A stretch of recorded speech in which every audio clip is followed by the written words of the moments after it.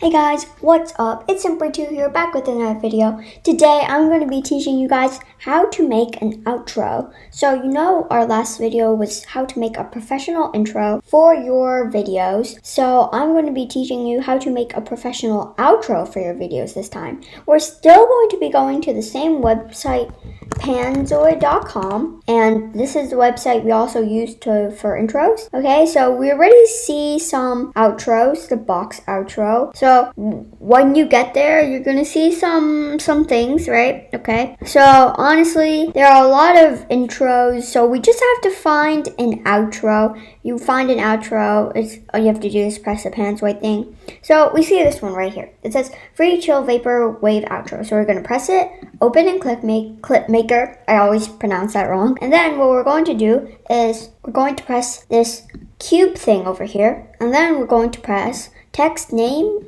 text what your name is. So I'm just gonna do Simply2 and Simply2 here again, and then that's all the text. So you're gonna press this I thing, and then